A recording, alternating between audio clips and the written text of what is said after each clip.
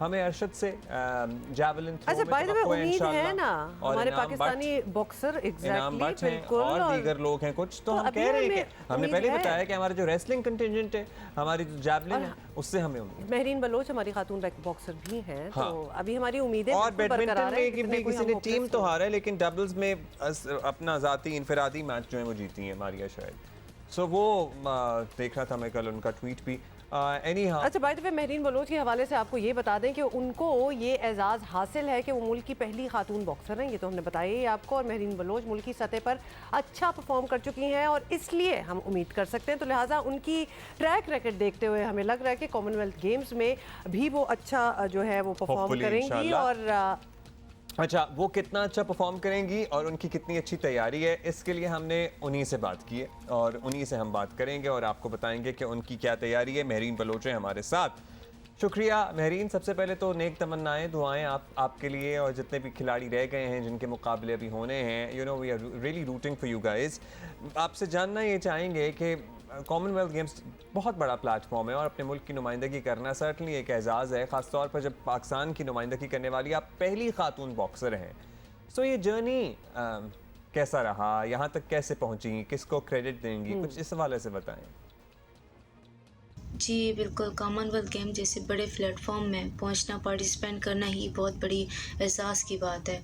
और मैं अपने मुल्क पाकिस्तान की पहली खातून हूँ कि मैं कॉमनवेल्थ गेम्स में पाकिस्तान को रिप्रेजेंट कर रही हूँ, तो ये मेरे लिए एक बहुत ही बड़ा एहसास की बात है, खुशी की बात है। शायद मैं सही से बयान ना कर सकूँ। इस बारे में पहले तो शुक्रगुजार हूँ मैं अपने अल्लाह का कि उसने मुझे इस काबिल बनाया, मुझे इज़्ज़त दी। और मैं शुक्रिया अदा करना चाहती हूँ पाकिस्तान ओलंपिक एसोसिएशन का कि उन्होंने टैलेंट को समझा, वुमेंस को चांस दिया कॉमनवेल्थ गेम्स में। इस बारे में मैं अगर क्रेडिट की बात करूं तो क्रेडिट जाता है मेरे वालिदीन को कि उन्होंने मुझ पे भरोसा किया, मुझे आगे जाने का मौका दिया। और अपने उस्तादों का, स्पेशली अपने उस्तादों को कि उन्होंने मुझे इस काबिल बनाया। कितनी कॉन्फिडेंट है आप महरीन, और खुशी हो रही है आपसे बात करके। ये भी बताइएगा कि आपके सामने ऑब्वियसली जो अदर बाकी बॉक्सर्स आई हुई हैं वो भी अपने मुल्क की टॉप बॉक्सर्स होंगी, डेफिनेटली यही हम एक्सपेक्ट कर रहे हैं, तो टफ मुकाबला तो होगा। तो अपनी ट्रेनिंग को देखते हुए, जो आपका एक्सपीरियंस है उसको देखते हुए, पूरा एतमाद है कि कुछ टॉप 3 में तो हम आ ही जाएंगे। जी बिल्कुल, ज़ाहिर-सी बात है कि मेरे सामने जो बॉक्सर आएगी वो भी अपने मुल्क की टॉप बॉक्सर होगी। बड़ा ही टफ मुकाबला होगा, लेकिन प्रेशराइज़ नहीं हूँ, मेंटली बिल्कुल ही रिलैक्स हूँ कि उसके भी 2 हाथ हैं, मेरे भी 2 हाथ हैं। फर्स्ट एक्सपीरियंस है, इंशाल्लाह बेस्ट दूँगी अपना। ट्रेनिंग पे एतमाद है, ट्रेनिंग पे यकीन है कि इंशाल्लाह बेस्ट दूँगी अपना।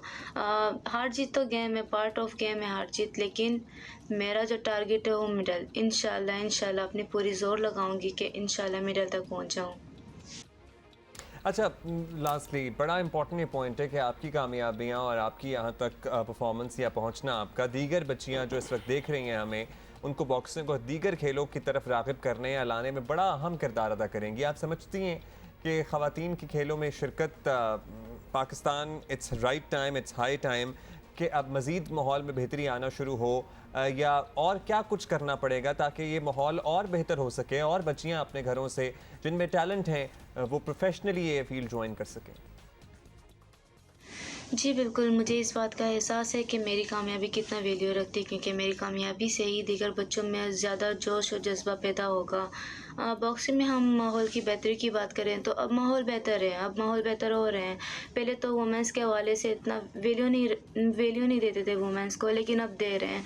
अब जितने टूर्नामेंट नेशनल लेवल में लड़कों के होते हैं उतने लड़कियों के भी होते हैं। तो अब माहौल बेहतर हो रहे हैं बॉक्सिंग में। वो समझ रहे हैं कि अब लड़कियां भी किसी से कम नहीं है, लड़कियों में भी टैलेंट है, इसीलिए वो मौका दे रहे हैं लड़कियों को। बॉक्सिंग में लड़कियों के परमानेंट डिपार्ट नहीं है, तो मैं चाहती हूँ कि लड़कियों के भी परमानेंट डिपार्टमेंट हो जाए ताकि वो रिलैक्स हो के अपने स्पोर्ट पे, अपने बॉक्सिंग पे फोकस करें।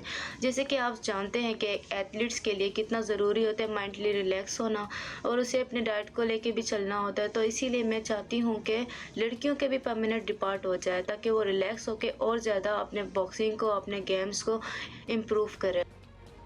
कुछ मेहरीन, सजेशंस आपने दी हैं इस बिल्कुल, हवाले से बहुत बहुत बेहतरी लाने के शुक्रिया। लिए। हम ज़्यादा टाइम ऑब्वियसली नहीं लेना चाहेंगे बिकॉज बड़ा ही इनका कीमती वक्त है इस वक्त, लेकिन ये मेहरीन की भी इस बात से एक और बात भी हम जोड़ सकते हैं कि जितनी इन्वेस्टमेंट, जितना पैसा लगता है, अगर चले और किसी से कंपेयर ना करें, अपनी नेबरिंग कंट्री में ही आप देख लें, इंडिया में हर स्पोर्ट में जितना वो इन्वेस्ट करते हैं ऑब्वियसली इसीलिए उसका रिजल्ट भी अच्छा होता है। अगर हम आपने मुंह उठा के ना हुमा हॉकी वालों की बुराई शुरू कर देते हैं या तनकीद शुरू कर देते हैं। आपको पता है लड़कों को अभी तक डेली अलाउंस नहीं मिल सका। आप इस बात को छोड़ें, आपको पता है ये माहूर शहजाद हमारी अपनी जो बैडमिंटन प्लेयर हैं, वो कल she lost to PV Sindhu, जो इंडियन प्लेयर हैं। पीवी सिंधु की अगर आप पिछले साल की अर्निंग देख लें, शी अर्न $7.5 मिलियन। आप ज़रा ये अमाउंट ऑफ मनी देखें, आप इन्वेस्टमेंट देखें जो इंडिया अपने स्पोर्ट में डालता है और फिर वो स्पोर्ट्स मैन को या स्पोर्ट्स वुमेन को किस तरह तैयार करता है। ये आप और एक इंडिविजुअल की बात कर रही हैं, मैं माहौर की बात कर रही हैं, हम अपने कौमी टीम की बात कर लेते हैं, हम कौमी खेल हॉकी की बात कर लेते हैं। आपको पता है कि हम मतलब बाहर एट टाइम्स इसलिए नहीं जा पाते क्योंकि हमारे पास पैसे नहीं होते लड़कों को बाहर भेजने के लिए। इन लड़कों के पास लिटरली इनका जो डेली अलाउंस है ना, वो अगर $100 है तो वो 40 कहीं से आना है, 60 कहीं से आना है, तो फेडरेशन अपना हिस्सा नहीं दे पा रही है। 40 जो पाकिस्तान स्पोर्ट्स बोर्ड ने देना है वो तो दे दिया है। मतलब हमारी बुरे हालात, हमारे प्रॉब्लम्स, हमारे नेशनल प्लेयर्स जो हॉकी के प्लेयर्स हैं ना, तो वो नौकरियों की तलाश में ढूंढ रहे होते हैं कि वो हमें कोई नौकरी दे दे। इतने बुरे हालात हैं। उसके बाद हमारे नेशनल प्लेयर्स को वीज़े नहीं मिलते बाहर जाने के। आपको पता है हमारे एक और स्पोर्ट्स पर्सन है जो वीज़े के चक्कर में इंतजार में ही बैठे रह गए कि वो कॉमनवेल्थ में कब आएगा, when he was even qualified. तो लिहाजा ये चीज़ें बहुत मैटर करती हैं। आपका जो मोरल होता है, लेट अलोन कि आपकी क्या ट्रेनिंग होगी, and we can understand, realise कि ट्रेनिंग में शायद उस लेवल की, उस पाई की ट्रेनिंग ना हो जो बाकी मुल्क में, दुनिया में हो रही हो, लेकिन एटलीस्ट कुछ ऑनर तो दें, कुछ तो करें इनके लिए, मोरल तो इनका हाई जब हम रखें ना। क्रिकेट का हाल देखते हैं जहां लिटरली पैसे की रेल पेल का अगर लफ्ज इस्तेमाल किया जाए ना तो गलत नहीं होगा। पैसे की रेल पेल है वहां पे, तो मतलब अब इस 75वीं आज़ादी पे हम इस सतह तक तो पहुंच जाना चाहिए था हमें कि हम हॉकी को अपने मकाम पे, जिसने अपनी ग्लोरी देखी हुई है, उसको वापस उसको, जिसके लिए सर्टनली बहुत ज़्यादा पैसे की ज़रूरत है, अब कहीं खड़ा कर देते। And can I just say कि ये ऐसा हाल क्यों है, इसका बहुत बड़ा कॉज ये है कि हमारे एक ओहदे पे 20-20 साल लोग बैठे रहते हैं। मतलब they will not let young new blood and ideas come in, क्योंकि वो जम जाते हैं कुर्सी के साथ कि जी हम नहीं उठेंगे और किसी और को नहीं आने देंगे। फिर ऑब्वियसली ये हाल होता है। ये भी एक रीज़न है कि हमारी जो स्पोर्ट्स इंडस्ट्री है पूरी, वो उसमें ग्रो ही नहीं हुई। Ball game all together. So हमारे पुराने ज़माने की ग्लोरीफाइड कहानियाँ जो हमें सुनाते हैं, बड़ी अच्छी बात है, लेकिन वो एक और माहौल था, वो एक और लिटरली गेम थी। अब हॉकी गेम ही और है। स्क्वॉश याद है, मतलब क्या राज करते थे, पाकिस्तान से डरते थी दुनिया, और अब हमारा हाल देखें। ये रूट कॉजेज ज़रा प्लीज़ देखने चाहिए कि क्यों ऐसा हुआ। It's not as if we don't have talent, we know we have talent, लेकिन उसके बाद हम अपने टैलेंट का करते क्या हैं।